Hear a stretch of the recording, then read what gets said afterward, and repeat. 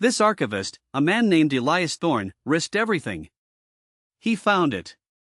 He called me, his voice trembling, saying they offered him an entire department, a six-figure salary, a lifetime of silence, just to make this disappear. To burn it. To shred the truth into dust, burying it under a mountain of carefully curated lies. He refused. He refused because what he uncovered, what he painstakingly pieced together from forgotten files and redacted federal records, will not just rewrite your understanding of power in this country. It will give you the precise evidence, the undeniable proof you need to shatter denial forever. It will unmask the real villains, the architects of today's grotesque inequality, the ones whose names you might even recognize, the families who still profit from that silence, the institutions that still lock away the truth. Elias Thorne found a 1934 memo. A document they swore was lost, if it ever existed at all. A memo that isn't just a piece of history. It is a roadmap. A map, by name, by address, by specific policy, of how they built the walls that still divide us, the chasms that still separate us, the very structure of injustice that defines our lives right now. Do you know what it feels like to search for the truth, for a story your gut tells you is real, only to be met with a polite, professional, utterly dismissive smile? I walked into the grand, hushed halls of the City Museum, sunlight glinting off polished marble, a place that proudly displays artifacts from every era, every culture. I knew the whispers. I knew the fragments of oral history from my grandmother, the hushed tales of what happened to Old Man Hemlock's property, to the Riverbend community. I had a date, a year, a name. I approached the curator, a kind-faced woman with a badge that said Dr. Evelyn Reed, Local History. I asked her, directly, about the events surrounding the displacement of the black residents from the Riverbend area in the late 1930s. I asked about the accidental fire at the community center, about the sudden zoning changes, about the quick purchase of prime riverfront land by a consortium of city elites. Her smile didn't waver. Not a flicker. She looked at me, her eyes just a shade too bright, and said, "Oh, the Riverbend area. Yes, a fascinating period of urban renewal. You see, the city council, in its wisdom, recognized the potential for blight, and proactively acquired parcels for necessary infrastructure development. There were some residents who chose to relocate, of course. A testament to progress, really. Nothing out of the ordinary. Urban renewal. Blight. Necessary infrastructure. Words like a carefully constructed wall, smooth and impenetrable, designed to deflect, to erase, to gaslight you into believing your own memories, your own family's trauma, were just a misunderstanding. To make you feel small, ignorant, even a little hysterical, for daring to see through the polished facade. The conversation ended. I was dismissed. My history, my pain, my questions, reduced to a benign footnote in a narrative of progress. I walked out into the bright city street, the weight of that unacknowledged injustice pressing down, the shame not of my past, but of their brazen denial, burning in my throat. And that feeling, that sting of dismissal, is nothing compared to the slow, agonizing burn of family denial. I brought it up once, at the annual Thorne family reunion. We were at the sprawling estate, the same estate that had been in our family for generations, nestled deep in the fertile valley. The roast beef was carved, the wine flowed, the stories of ancestral triumphs filled the air. My grandfather, a man of quiet dignity, was being celebrated, his portrait gazing down from the wall. I had spent months digging, tracing land deeds, reading old newspaper clippings, cross-referencing census records. I found it. A dark blot on the family ledger. I found evidence of my great-great-grandfather, a respected figure, a pillar of the community, orchestrating the forced sale of parcels of land from a struggling black farming family, using legal loopholes, intimidation, and the threat of fabricated debts. Not just one family. Several. The land then became part of our family's expanding agricultural empire. I chose my moment, carefully. I tried to present it as a historical discovery, a difficult truth we needed to acknowledge. The room went silent. The clinking of glasses stopped. The smiles froze. My aunt, usually so vivacious, cleared her throat, loudly. My cousin, who always spoke of family honor, glared at me, his eyes narrowed into slits of accusation. My own father, normally so supportive, looked away, shaking his head almost imperceptibly. Then came the whispers. Why bring that up now? He was a man of his time. You're just trying to stir up trouble. Are you sure you have all the facts? You're ruining a perfectly good day. The denial wasn't a roar, it was a smothering blanket, a collective shunning, designed to isolate, to shame, to force me back into line. I saw the shame on my father's face, the fear in my aunt's eyes, not for what our ancestor did, but for the discomfort I was causing by simply speaking the truth. I was the problem. Not the injustice. Not the stolen land. Not the unacknowledged wealth built on the backs of others. Just me. The family, the very bloodline that should have been a source of truth and shared history, became another layer of complicity, another wall built around the uncomfortable facts. The air tasted like ash and unspoken resentments. The deepest wound of all, for so many of you, is the physical erasure. The stark, undeniable emptiness where a vibrant community, a thriving life, once stood. My research took me to a ghost town, not one abandoned by choice, but one erased by design. The map showed Whispering Pines, a self-sufficient, all-black town established by formerly enslaved people right after emancipation. Generations lived there, farmed there, loved there. Today? It's a vast, sprawling shopping mall. A chain grocery store where the community church once stood. A discount clothing outlet where the schoolhouse pulsed with life. Not a single plaque. Not a single marker. Not a whispered acknowledgement of the lives that blossomed and were then brutally uprooted. I walked the sprawling parking lot, the roar of traffic, the bland architecture, the sheer, crushing ordinariness of it all, pressing down on me. I saw a mother pushing a stroller past the storefronts, her face serene, oblivious. She walked over the very ground where families had buried their dead, celebrated their weddings, built their dreams. The land itself pretends nothing happened. The asphalt and concrete are a grave blanket, thicker and more unyielding than any earth. This isn't just a loss of property, it's a loss of identity, a theft of heritage, a violent act of historical amnesia. It's the ultimate gaslight, the landscape itself telling you, with every sterile facade, that you are wrong, that your ancestors never existed, that their suffering was never real. This isn't just about my family, or my research, or some isolated events. This is about their system of forgetting. It's a meticulously crafted edifice, built brick by brick with state-sanctioned history, with complicit institutions, with the immense, corrosive wealth of dynasties whose fortunes are literally built on buried crimes. It's the media machinery, the glossy magazines, the pristine documentaries that trade in comfortable myths, that present a version of America cleansed of its original sins, airbrushed into a palatable, patriotic narrative. They tell you to move on, to forget, to forgive, all while the very structures built on those injustices continue to define who has power, who has wealth, who has a voice. This isn't a conspiracy theory. This is a conspiracy fact. It's a systemic suppression, a deliberate act of historical violence.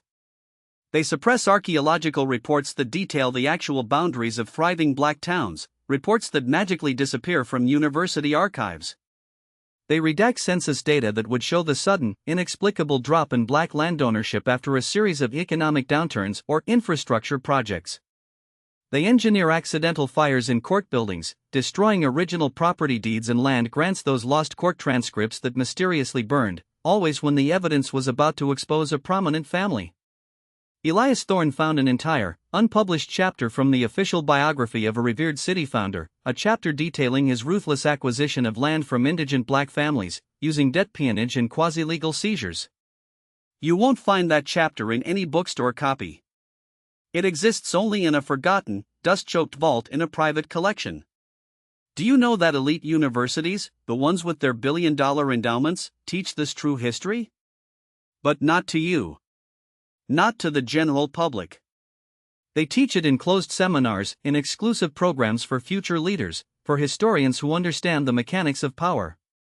They charge $50,000 for a few weeks of this precise, unvarnished truth, while public schools feed your children a fairy tale version of American progress, devoid of inconvenient truths, sanitized and sweetened until it's barely recognizable as history at all. They hoard the truth for their own, while feeding the masses palatable lies. My name is Elias Thorne. I'm not a tenured professor. I don't have a fancy title.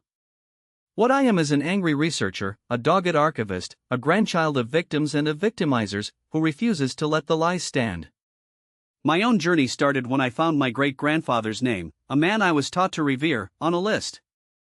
Not a list of war heroes or philanthropists, but a list of signatories on a petition to relocate undesirables from a thriving black neighborhood, a neighborhood that later became prime commercial real estate, owned by his business partners. That discovery, that gut punch of personal complicity, tore open my world. It sent me digging, not just in digital archives late at night, but in the physical graves of history.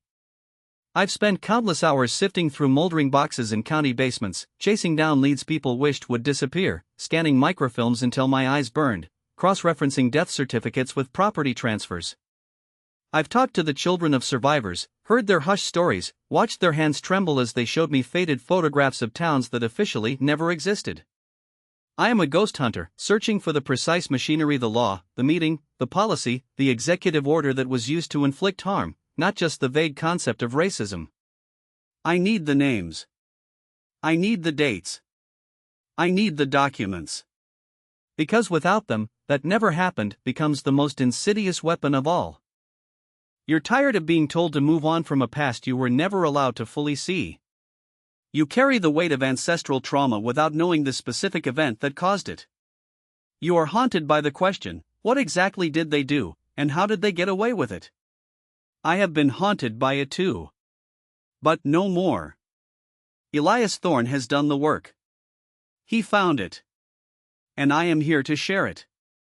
Immediately next, I will reveal the one document they thought was lost forever, a single piece of paper that names every single person responsible for carving up a vibrant black community, for forcing families from their homes, for laying the foundation of economic disparity that we still see today, by name.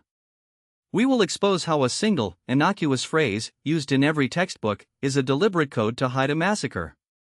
And I will show you, for the first time, a 1965 photo album that captures the vibrant life of a town that officially, according to all records, never existed. The truth is here. It's waiting. And it's about to shatter everything you thought you knew. This isn't just about uncovering secrets, it's about revealing the very architecture of racial humiliation. What Elias Thorne painstakingly unearthed, what the 1934 memo and the forgotten 1965 photo album lay bare, is not merely a collection of malicious acts, but the operating system itself, the silent script of white supremacy. It's penned not in angry rants, but in bureaucratic language. This document exposes racism not as isolated bigotry, but as a sophisticated, engineered system designed with precision to dispossess, marginalize, and erase. It's the predictable output of a machine, calibrated to produce racial disparity and hide its own gears. This isn't about individual bad actors, it's about the architects who designed the entire stage. Elias Thorne's discovery reveals the bureaucracy of racial hate, a hidden, formal system that weaponized policy and law. Racism is the calculated manipulation of power to establish and maintain racial hierarchy, written into the very laws, zoning codes, and property deeds of this nation. Now see the racial mechanics. The museum curator's dismissive smile, the family's averted gaze, the shopping mall over whispering pines. These aren't accidents. They are death by 1,000 racial cuts administered by a system. Each polite refusal, erased plaque, historical omission is a hammer blow to your sense of racial dignity. This is systemic racial gaslighting, the constant attempt to make you doubt your own experience, your family's truth. It's designed to isolate you. All of it fueled by implicit racial bias, a conditioned reflex of a racist society, perpetuated by the silent permission of racial complicity, the unspoken agreement among those in power to bury truth. The 1934 memo illuminates how the myth of the racially isolated case was constructed. These acts of dispossession were coordinated efforts, disguised as legitimate civic initiatives. Urban renewal, blight removal, infrastructure development were weaponized euphemisms, code words for racial cleansing, creating prime real estate for specific families. The policy, meeting minutes, names on deeds, these are the smoking guns. They expose the deliberate mechanism that created today's inequality.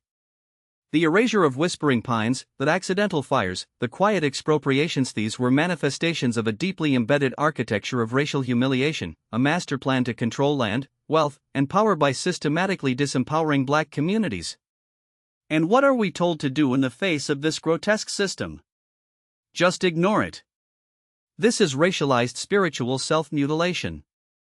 It's turning off your pain alarm while racial aggression metastasizes into racial trauma. You sacrifice your inner peace, your self-worth, on the altar of their comfort. It's forced submission. Ask anyone who has spent years ignoring racism if their racial dignity is intact. The cost is far too high. Then dialogue, understanding, it was a misunderstanding. This is mopping up the blood of racial injury while the weapon remains in the aggressor's hand. You exhaust yourself explaining your humanity to someone following a manual written to deny it racial privilege. True dialogue requires equal power, and racism exists to destroy that equality first. When the system delegitimizes your experience, dialogue becomes another tool for systemic racial gaslighting. It's a detour into further frustration. And legal action? Often, legal action alone is a financed mutilation of a symptom. It may cut a branch, but the root system of racial power remains untouched. Courts are part of the system enabling this architecture of racial humiliation. A legal victory against one individual act often leaves the larger systemic machinery intact, merely forcing it to adapt. It's a fight against the leaves, not the toxic soil. Finally, be the bigger person. Forgive and forget. This is a mandate for racial amnesia imposed on the victim to keep the engine of racial abuse silent. Forgiveness is a personal choice. Mandated forgetting is a tool of oppression. It demands you erase your history, silence your pain, surrender your right to truth and accountability, all for the comfort of those who benefit from the status quo. This is not liberation, it is capitulation masquerading as grace. But there is another way. A path forged not by polite denial but by fierce, unyielding wisdom. The secret mechanism of understanding racism, the true antidote to their system of forgetting, wasn't born in academic ivory towers. Its origin lies in the profound resistance movements of the past, in the suppressed knowledge of those who fought this architecture of racial humiliation. Black and indigenous community elders, along with radical psychologists and sociologists of the 60s and 70s, mapped the precise contours of racial stress, microaggressions as death by 1,000 racial cuts, the physiological impacts of racial weathering. Their work, often dismissed, was systematically suppressed. Yet, their insights lived on, preserved in oral histories, in community archives, in resilient cultures. They understood survival as outsmarting the system's mind games. This ancient wisdom, combined with that suppressed research, forms the foundation of what I call the racial reality decoding protocol. It is a practical, spiritual technology of resistance. Think of strategies preserved in quilombos or hush harbors. These communities understood physical freedom began with mental and spiritual liberation, with the refusal to internalize the oppressor's narrative. They developed intricate methods of communication, of self-affirmation, of decoding the silent script of white supremacy. They were the first to identify systemic racial gaslighting and forge the cognitive armor against racism. This protocol channels that same fierce clarity. The racial reality decoding protocol teaches you to see the racial wiring behind the light switch of the offense. It's not just that the light went out, it's who pulled the fuse, why, and what message that act was meant to send about your place in the dark. It empowers you to disarm the internalized racial trap before it snaps shut on your self-worth. When a dismissive smile is offered, you recognize it as a page from the Bureaucracy of Racial Hate. When a historical truth is denied, you identify it as systemic racial gaslighting. It transforms the isolated racist event into a readable page from the system's manual of oppression. You start to see the patterns, the predictable responses. This protocol gives you the lens to see the entire machinery, not just the isolated spark. This isn't just about knowledge, it's about a profound, personal, and collective racial restoration. Picture this: you walk into the room where a racial incident happened, and instead of carrying shame or confusion, you carry the precise analysis of the racial power dynamic. You see the silent script of white supremacy playing out. You recognize microaggressions not as personal attacks but as predictable outputs of the system. You understand their denial is not a reflection of your truth's invalidity, but a defense mechanism of racial privilege. You are not a victim of their narrative, you are the expert decoder of their mechanism. Your racial narrative is no longer dictated by their dismissals or lies. It is anchored in an unshakable understanding of how the system operates, allowing you to reclaim your story, not just for yourself, but as a vital piece of collective history. Then imagine the impact on the next generation. Your child asks about an incident, and instead of a lesson in racialized pain, you offer a lesson in critical racial understanding and empowered resistance. You give them the tools to recognize the bureaucracy of racial hate, to disarm the internalized racial trap, to see the racial wiring behind the slight.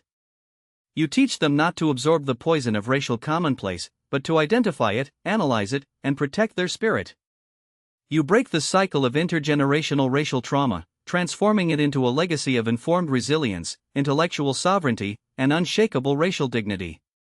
And finally, the most radical transformation, you look in the mirror and no longer see a victim of racism, but a specialist in a racial system you did not create but now master. Your past pain, your experiences of racial injustice, are no longer wounds that fester. They are data points, hard-earned lessons, pieces of an intricate puzzle you now know how to solve. You understand the architecture of racial humiliation with an intimacy that those who built it can never possess. You recognize the subtle signals, the coded language, the strategic denials, the very silent permission of racial complicity in real time. This isn't just about surviving racism, it's about transcending it, turning your racialized experiences into an unshakable racial authority.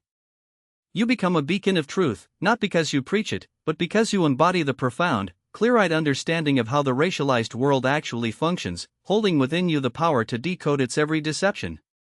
You become truly sovereign over your own racialized mind and story.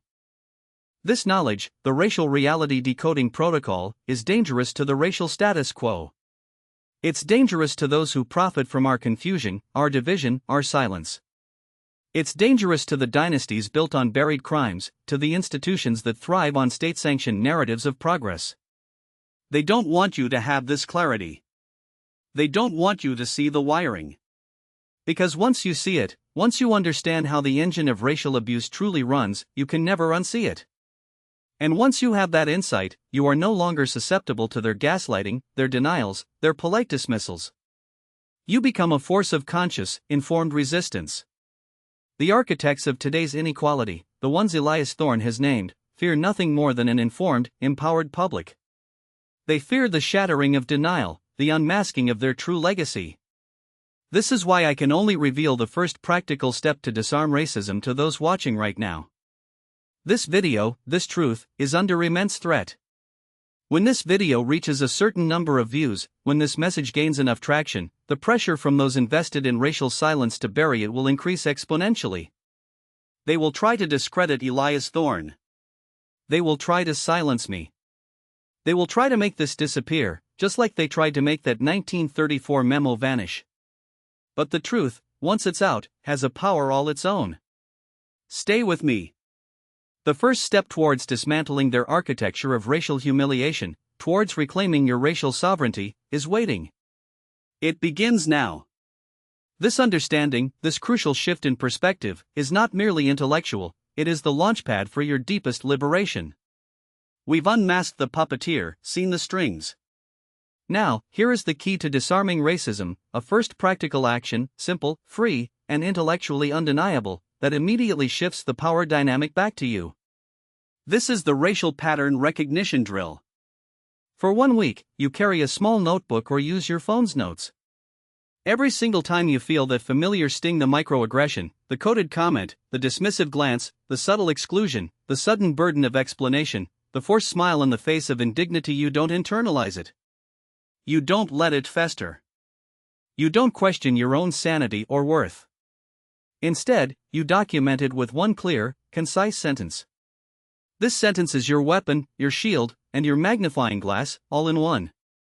You write, today, at specific time, in precise context, person or action, deployed, specific racial tactic, e.g., stereotyping, tone policing, performative othering, gaslighting, infantilization, dismissive paternalism, coded language, tokenism, emotional labor demand, to provoke, expected reaction, shame, silence, anger, self-doubt, exhaustion, compliance.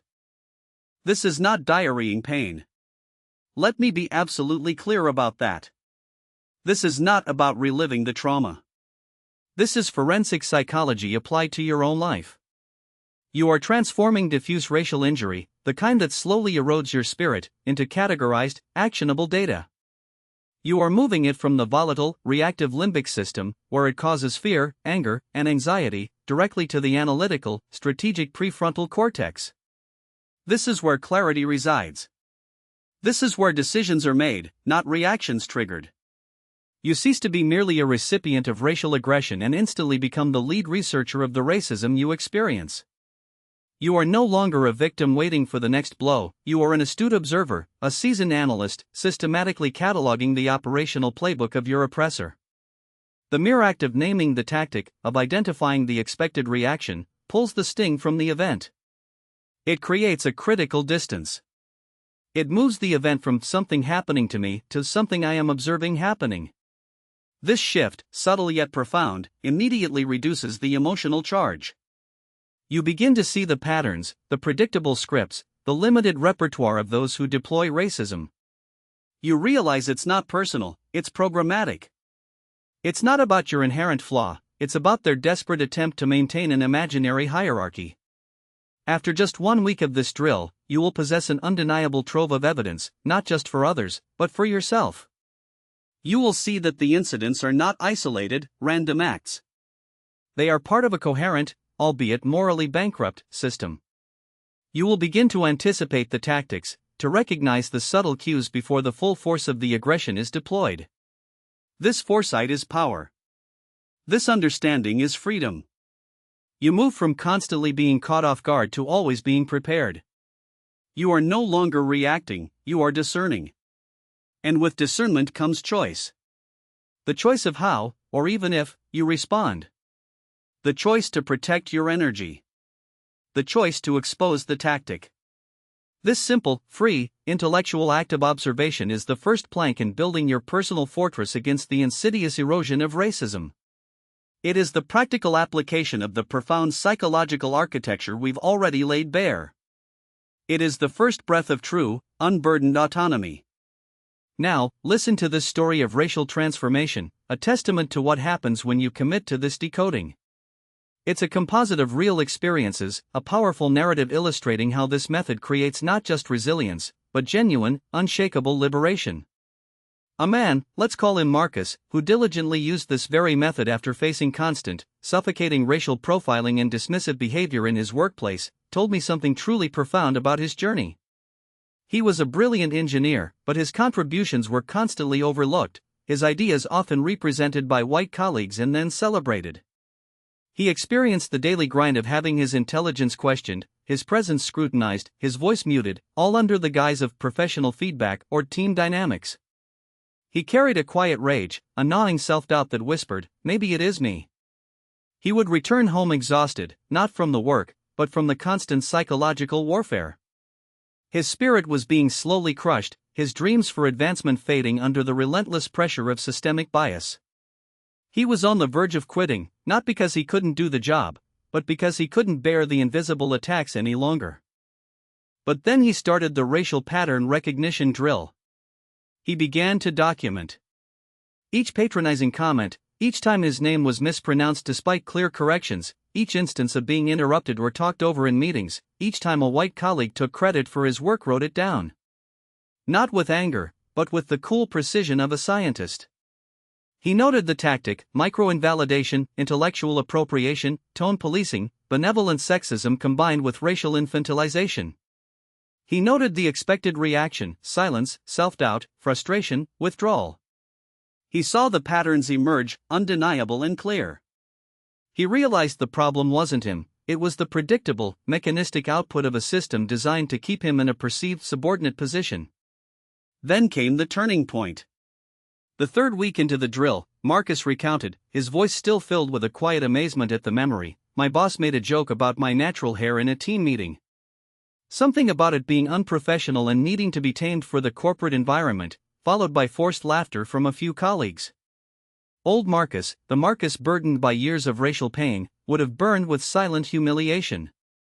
His heart would have pounded, his face flushed, his mind racing with angry retorts he would never voice. He would have spent the day replaying it, feeling diminished, carrying that wound home to infect his evening and sleep. But because I was auditing, he explained, because I had been meticulously documenting these attacks, my mind instantly categorized it. It wasn't a personal affront, it was a tactic. I mentally labeled it performative othering for group bonding, designed to reinforce white corporate norms and assert dominance. And in that split second, the emotional charge, the familiar sting of shame and humiliation, it just vanished. It simply wasn't there. This is the power, the alchemy where poison transmutes into data. I looked at him not with rage, not with pain, but with a kind of clinical pity. I saw a man desperately reinforcing a racial hierarchy, clutching onto a fragile sense of superiority to feel secure. I saw the weakness in his attempt to project power through demeaning another. I saw the pathetic, predictable script unfolding. I didn't even need to respond verbally.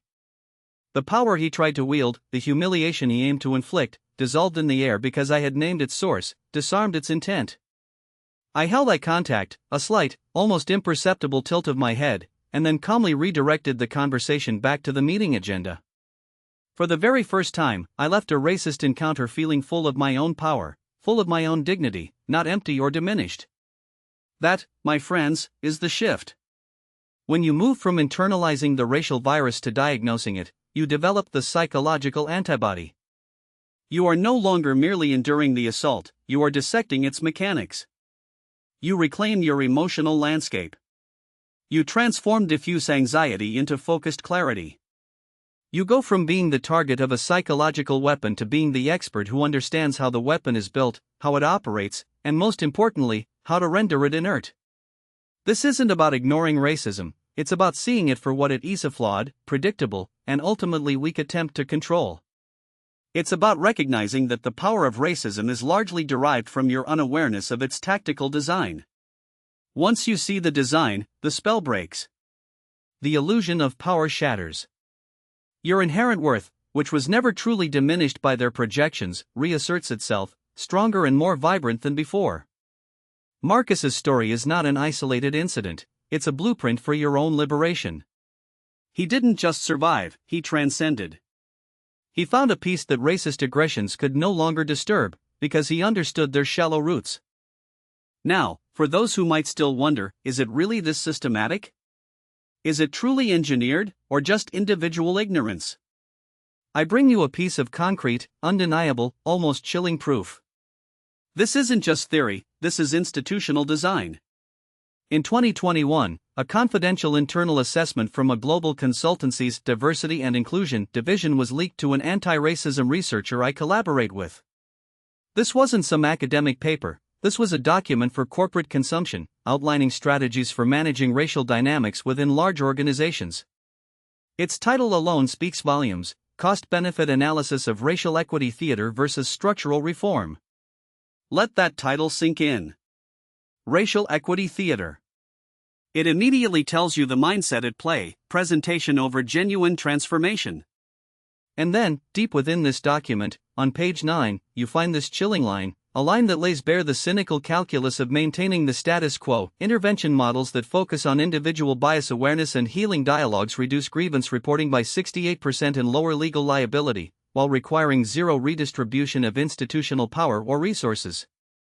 They are 400% more cost-effective than actual structural overhaul. Let that reverberate in your mind. The goal of the mainstream solutions, the sensitivity trainings, the dialogues, the focus on individual feelings is not to dismantle racism. It is not to redistribute power or achieve true equity. Its purpose is to anesthetize you to its effects, to reduce your grievance reporting, to lower their legal liability, to teach you to manage your pain so the machine can run smoother, without actually changing the machine itself. This document is the smoking gun.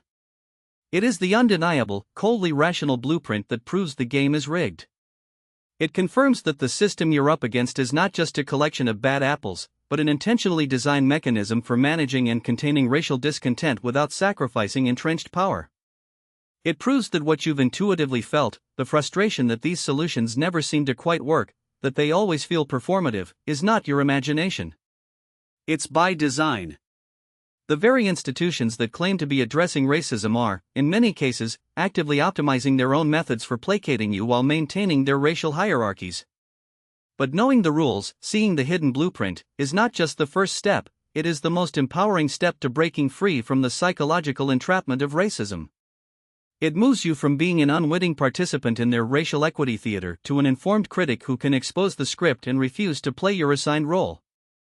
This knowledge empowers you to understand that when you feel unseen, unheard, or gaslight, it's not because you're deficient. It's because the system is operating exactly as designed. And once you know the design, you can disrupt it. Now, I want you to truly visualize, to feel in your bones, what it means to live a life fully liberated by this knowledge, to experience a racially sovereign day. Imagine your perfect Thursday. You wake up, and the very first thing you notice is the absence of that ancestral weight, that subtle, insidious racial anxiety that hums beneath the surface, the bracing for microaggressions. Instead, you drink your coffee, not with a knot in your stomach, but with a sense of expansive possibility, planning your creativity, your projects, your joy. Your mental energy, previously consumed by anticipating or processing racial aggressions, is now entirely your own, free to be directed towards building, creating, thriving. You arrive at work, calm and centered. A colleague, perhaps unaware of their own programmed biases, attempts to gaslight you about a racially charged client interaction from the day before, trying to frame your concerns as overly sensitive or misinterpretations. You feel the old trigger, the familiar flicker of indignation, but beside it now sits your internal analyst, calm and watchful. You don't get defensive. You don't try to prove your emotional state. Instead, you calmly cite your documented pattern from last week, referencing not just this incident, but similar ones, framing it not as an accusation against them, but as a systemic glitch you're both caught in. You might say something like, "I understand you see it differently, but my notes from the last 3 client meetings show a consistent pattern of specific racial tactic being deployed when specific demographic is present." It's an interesting pattern, isn't it? Perhaps something we should all be aware of. The room falls silent, not with tension, but with a new, uneasy respect for your clarity, your precision, your unshakable data. You haven't engaged in a heated argument, you've presented a forensic observation. You haven't allowed yourself to be drawn into an emotional trap, you've presented undeniable evidence. You've shifted the burden of proof from your emotional state to a systemic observation. The power is instantly diffused, redirected. You go home. Your niece, radiant and full of youthful energy, approaches you with worry in her eyes. She recounts a hurtful, racially insensitive remark made by a classmate at school. Old you might have struggled for words, told her to be strong, to ignore them, to rise above it, accidentally validating the pain while offering no practical tool. But the racially sovereign you offers something far more powerful. You don't tell her to absorb the pain, you teach her the first step of the audit. You ask her, gently, what do you think they were trying to achieve? Were they trying to make you feel small? To make themselves feel bigger? What tactic was that? The ignorant joke tactic? The othering tactic? You teach her to name the tactic, to understand the intent, and in that act of naming, to disarm its power. You equip her with the intellectual tools to transform an emotional injury into a data point, empowering her to see the aggressor's weakness, not her own. You are passing on not just resilience, but a strategy for freedom. Later, you look in the mirror. And the person looking back isn't just a survivor of racism, scarred but still standing.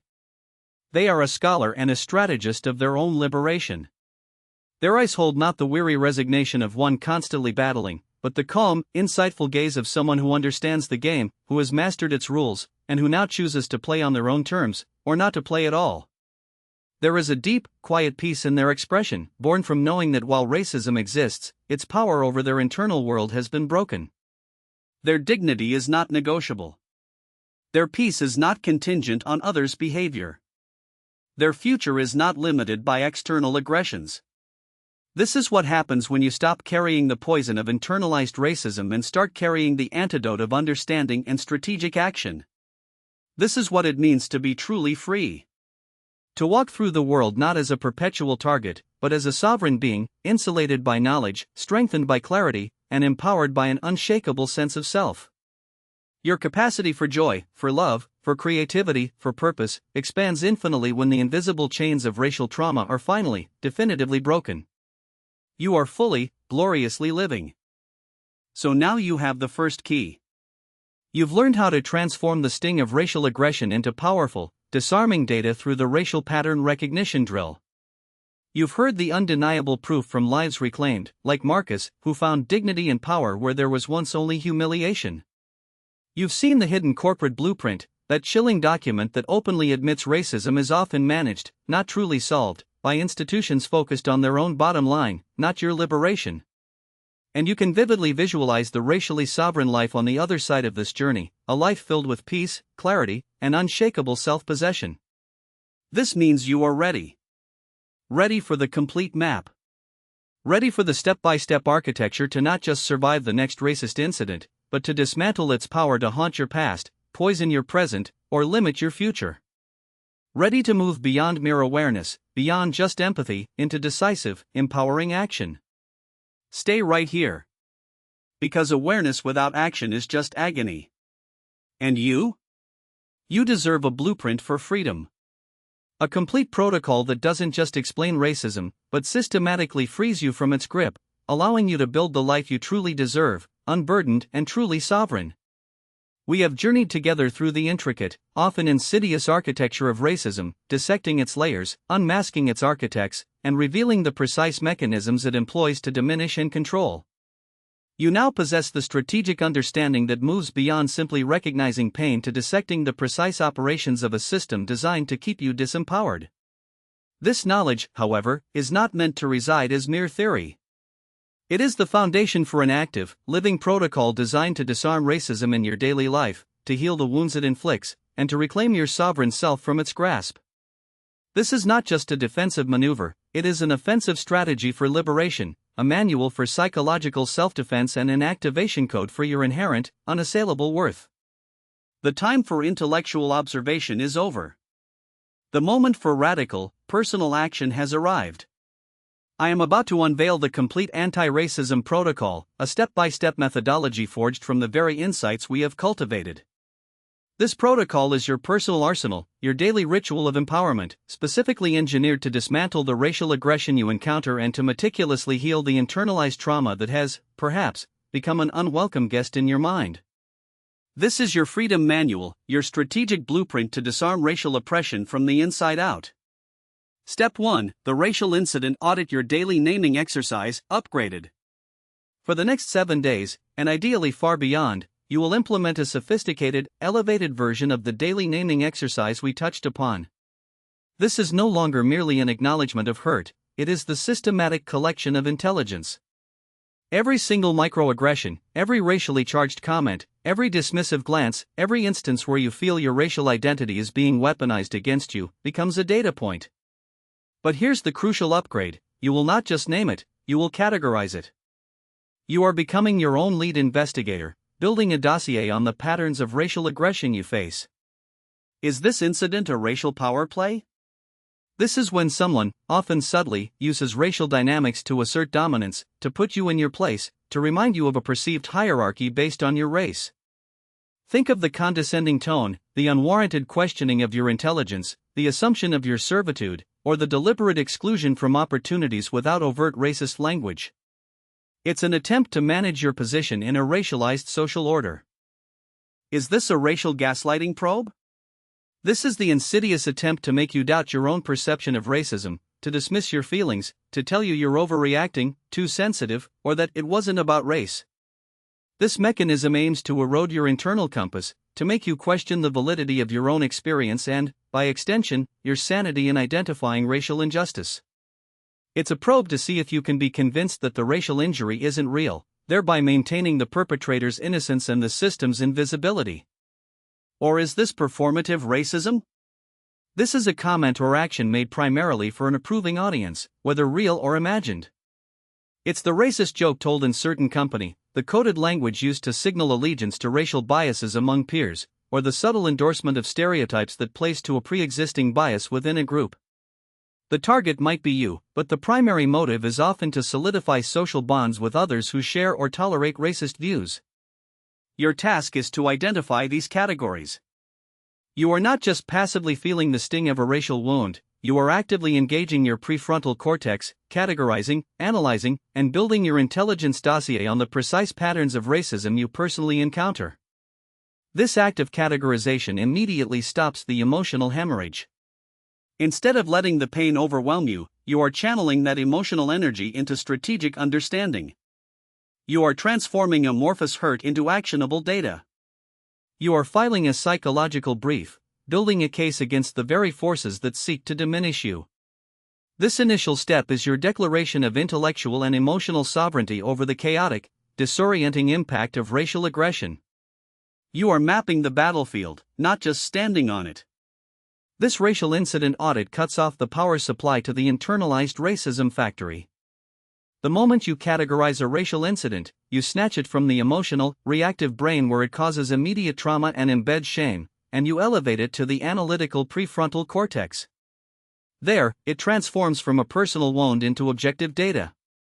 You are no longer merely a recipient of racial aggression, you become a scientist, an ethnographer of your own experience. This process disarms the bomb of shame that racism tries to plant. It transforms the question, "What's wrong with me for feeling this way?" into "What is this specific mechanism doing, and how is it trying to operate on me?" You are reclaiming agency over your emotional landscape by understanding the true nature of the assault. Step 2: The detachment drill, breaking the psychic hook of racism. Once you have identified and named the racial incident, once you have categorized it and understood its operational objective, you immediately activate the detachment drill. This is a rapid, 10-second mental ritual designed to sever the psychic hook that every racist word or action attempts to embed within your being. It's a rapid response psychic defense mechanism. You will visualize the racist words, the dismissive gesture, the belittling tone, or the exclusionary action not as a personal truth or a judgment on your inherent worth, but as a pre-recorded message. See it as a relic, an echo from the ancient, calcified system of racial hierarchy, of white supremacy, of colonial ideology. It is a broadcast from an old, decaying system, not a fresh, personal attack on your soul. Imagine, in those 10 seconds, a literal, silent, bulletproof wall of impenetrable glass instantly appearing between you and the source of that message. The sound hits the glass and dissipates. The venom splatters on the unyielding surface, never reaching you. You breathe deeply, deliberately, for those 10 seconds, and you acknowledge, with profound internal calm, "This is not about my worth. This is the ideology of racism speaking through a mouthpiece. This is the system attempting to recruit me into its false narrative of inferiority.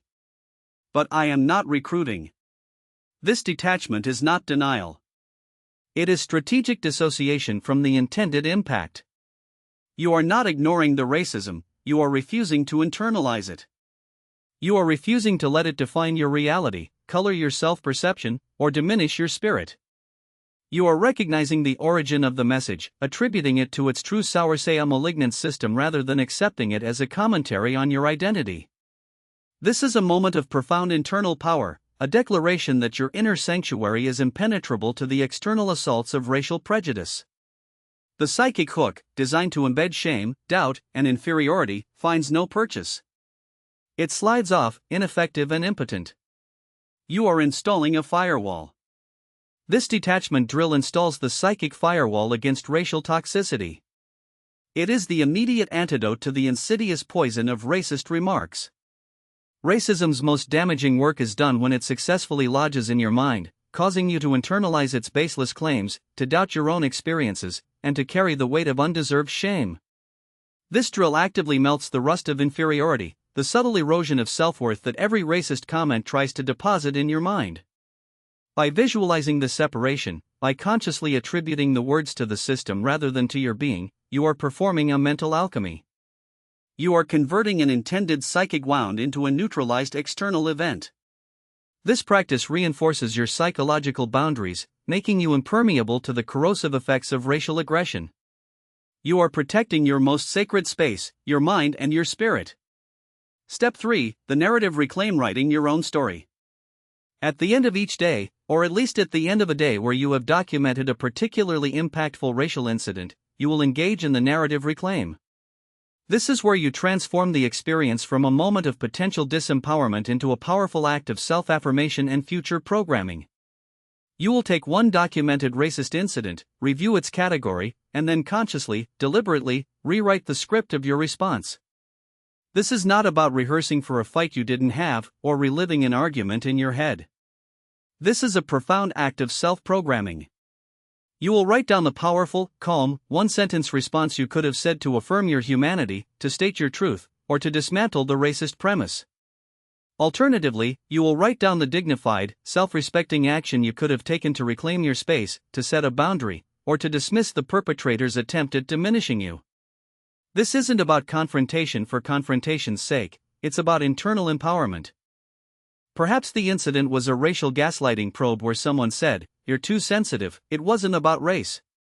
Your rewritten script might be, "My perception of racism is valid, and I choose to trust my own experience." Or if it was a racial power play, "Your attempt to diminish me based on my race will not be tolerated or accepted." The action might be a calm, measured turning away, a direct and piercing gaze, or a quiet but firm reiteration of your professional competency.